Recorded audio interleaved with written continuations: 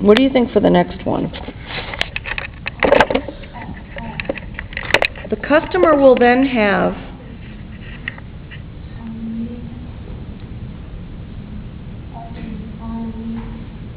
only, on,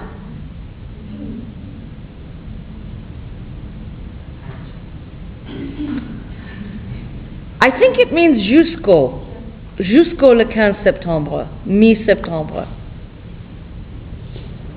Until, yeah. The customer will then have until mid-September to study the proposal. After signature of the contract, work will begin. Good, on, yeah. 1 October. As an American, I would say October 1st, but the British like to say 1 October. That's okay. And is expected to continue 4, good, for 18 months, good. See, you guys, I think everybody here is Asiatic. Ah, we have only the Chinese here. Your grammar is very good. But you see, if you come here every week and I just give you grammar, it's not good enough. Yeah, I mean, your grammar is already pretty good. I think it's been more important for you to listen to me and to have me ask you some questions so that you feel more relaxed and more flexible with your English. And the other materials that I've suggested, such as the WebBot report, these are not obligatory. But by sending me short emails with definitions of things, this is a good way to improve your English. Yeah. I think that just giving you grammar tests is not good enough. You guys know your grammar pretty well. Okay, for 18 months. A deposit of 20% will be payable at signature. Yeah, I think you're right. It should be in September. Thereafter, invoices will be issued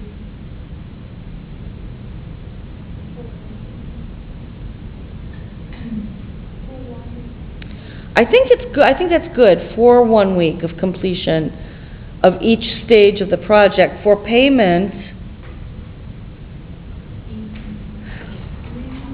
it could be in. There's another one that's better.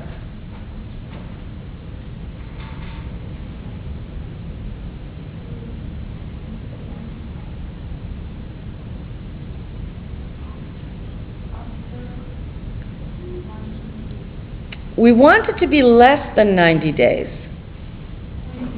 Within, there you go. Because if you say in 90 days, that means that they can take 90 days. But we want them to pay sooner if possible. So within is a better word. The final 15% will not be invoiced until after reception. Yeah, I think it's after. Yeah, I think you're right. Yeah. Number 8, I think, is 4. Does everybody agree? I think number 8 is 4. Okay. Yeah, you know, most of the Chinese students I find have very good grammar. And so that's great because that'll be really useful for you when you go out into the workplace. But a lot of you are a little bit shy and you don't find the words very easily in English. So if I were to just give you grammar tests every week, it wouldn't be very useful for you. I know I talk about a lot of crazy stuff, but it's better for you to hear me talk and get used to hearing me talk and look at extra stuff on the internet and of course read the articles in here which we have been reading, and for me to ask you questions during the class. I like to check, you know, what is your name, how do you spell it, where do you come from, where would you like to go. It just makes you more flexible. you know. And anyway, it's more interesting for you. I mean, it would be so boring for me to just come here and give you a grammar test every week. These materials are very good. We're following them. But I just won't do that 100% of the time. I think your grammar is already pretty good. I'm not so sure. I think that the final test, I think I have seen it, and it's just 2 pages of grammar questions. But if the coordinator says it's okay, I will add a small extra question. But then you will only have to write about 1 or 2 sentences, you know. I'm going to have to get permission from the coordinator. I don't know if the test here is all prepared in advance or not. I know in Nanterre they haven't given me very much, so I'm going to have to create a lot of the test myself. But don't worry, because if I ask you to write anything, it will just be like 1 or 2 sentences, because it's very subjective, correcting essay tests. I mean, I'm willing to do the work, but it'll be mostly just like this. The final test will look like this. I might add something else, but one of the reasons that I have you email me every week is, again, it's so that I can answer you every week and you get like a private English lesson, individualized. And then I just ask you to either print out 2 copies or write it in longhand and bring me 2 copies. And then I keep a copy and you keep a copy. And that's my proof of your participation. I think it's a pretty good system. Yeah. Now, let's look at number 2. Complete the story with appropriate prepositions, but sometimes no preposition is needed.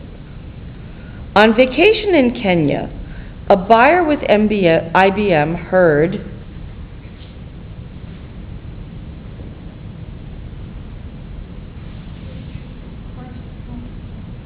heard what? From is possible. There's another preposition we could use. No, not heard with. No, not heard to. No. Heard of. Good, somebody got it. Is it Peng? Yeah, heard of. Good. A small new factory and called, oh, this is difficult.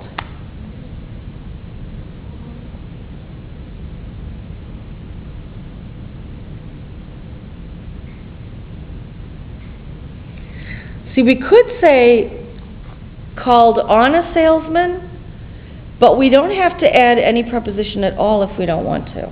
Just called a salesman is okay. In modern business English, I would say salesperson and not salesman or saleslady. But I think you could use on here or no preposition at all. What about number 2? She asked.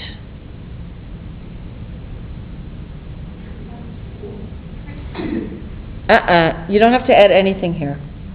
She asked the salesman, I'm not supposed to say no. That's my teaching style, but no.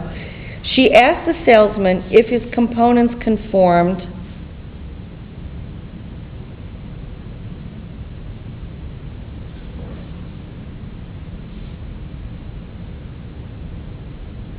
American norms. Which preposition should we use? Good. With. See, you Chinese students, you have very good grammar. Your grammar is already very good.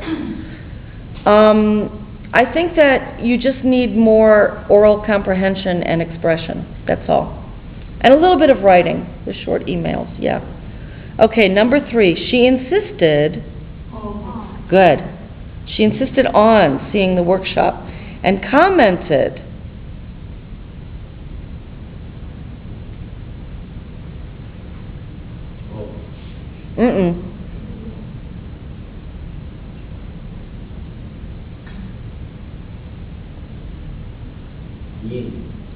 In?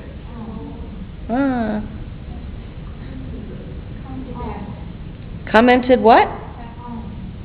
Somebody's saying on. Yeah, not at, on. Good. and commented on the poor working conditions. Yeah.